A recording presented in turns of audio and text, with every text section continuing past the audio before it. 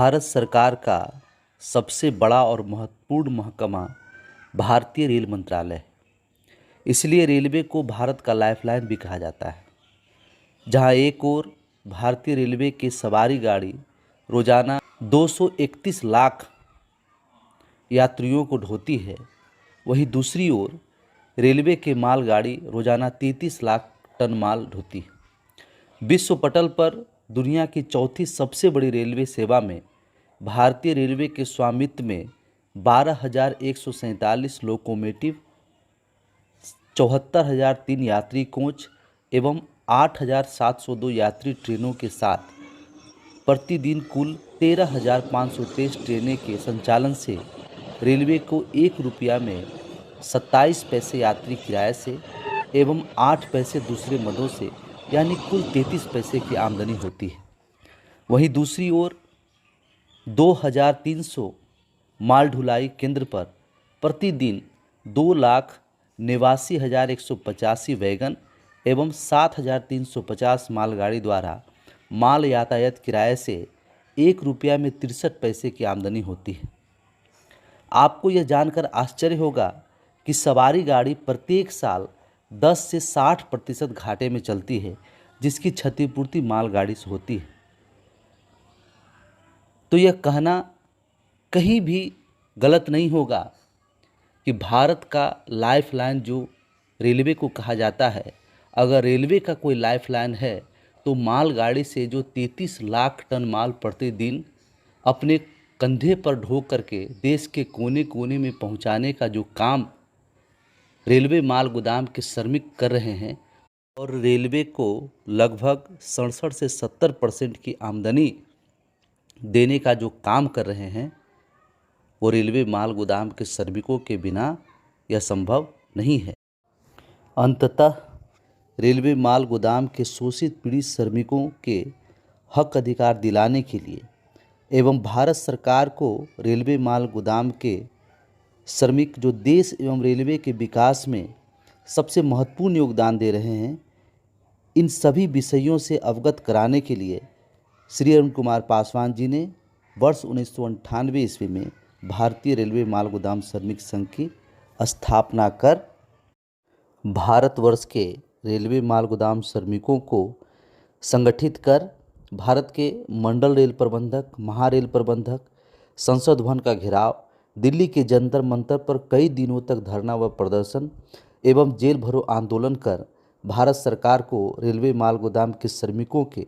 हक अधिकार देने के लिए, उस पर विचार करने के लिए विवश किए, जिसके परिणाम स्वरूप 28 अक्टूबर 2003 को तत्कालीन श्रम मंत्री स्वर्गीय साहेब सिंह वर्मा जी की अध्यक्षता में रेल मंत्रालय, श्रम मंत्रालय एवं श्रमिक संघ प्रतिनिधि मंडल के साथ त्रिपक्षीय बैठक कर रेलवे माल गोदाम श्रमिकों को बुनियादी सुविधाएं एवं उन पर हो रहे अत्याचार को रोकने के लिए कठोर निर्णय लिए गए एवं पूरे हिंदुस्तान में रेलवे माल गोदाम श्रमिकों का पहचान मिला। उस बैठक में राष्ट्रीय महामंत्री श्री अरुण कुमार पासवान जी ने श्रम मंत्री स्वर्गीय साहेब सिंह वर्मा जी से अनुरोध किए थे कि श्रम कानूनों में संशोधन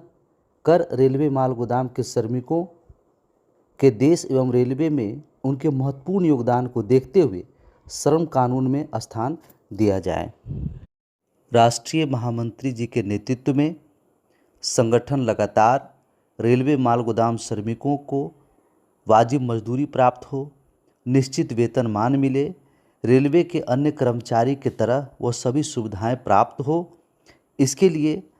संघ लगातार संघर्ष किए एवं समय समय पर संघ महाधिवेशन आयोजित कर सम्मानित मंत्रीगण एवं सांसद महोदय के समक्ष रेलवे माल गोदाम श्रमिकों के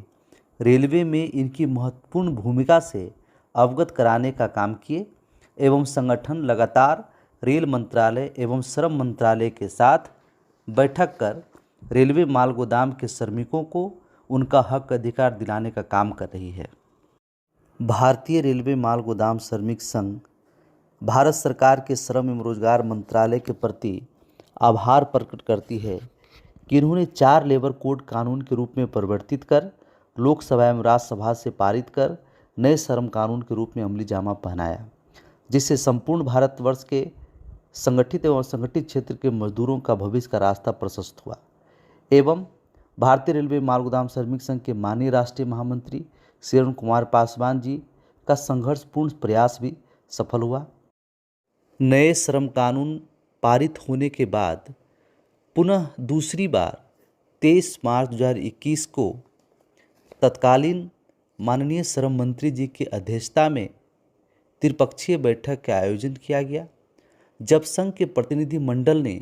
रेल मंत्रालय एवं श्रम मंत्रालय के बीच रेलवे माल गोदाम के श्रमिकों की जायज़ मांगें, जैसे उनका सही मजदूरी, उसके अनुसार निश्चित वेतनमान, मेडिकल सुविधा, रेलवे कर्मचारी की तरह अन्य सरकारी सुविधाएं इत्यादि को प्रस्तुत किया। तब इन मांगों को माननीय श्रम मंत्री जी ने उचित करार देते हुए अपनी सहमति प्रदान की। साथ ही रेल मंत्रालय से उन्होंने यह अनुरोध किया कि आपके क्षेत्र के रेलवे माल गोदाम के श्रमिकों की मांग जायज़ है और इसे स्वीकृत करना रेल मंत्रालय एवं श्रमिकों के हित में है। त्रिपक्षीय बैठक में सर्वसम्मत विचारोपरांत यह निर्णय लिया गया कि रेलवे माल गोदाम में कार्यरत श्रमिकों का नए लेबर कोड के तहत श्रम मंत्रालय द्वारा त्रिपक्षीय बैठक में स्वीकृत मांगों को पंजीकरण कर लागू किया जाएगा, जिसके बाद दिल्ली प्रदेश, बंगाल प्रदेश एवं उड़ीसा प्रदेश में श्रम मंत्रालय के सहयोग से भारतीय रेलवे माल गोदाम श्रमिक संघ के पदाधिकारियों के नेतृत्व में रेलवे माल गोदाम के श्रमिकों का पंजीकरण शुभारंभ हुआ एवं आने वाले बहुत कम समय में पूरे हिंदुस्तान के रेलवे माल गोदाम के श्रमिकों का पंजीकरण होना सुनिश्चित है। श्रम मंत्रालय द्वारा ई श्रम पोर्टल के माध्यम से देश के सभी असंगठित क्षेत्र के श्रमिकों का पंजीकरण कर एक डाटाबेस तैयार किया जाएगा,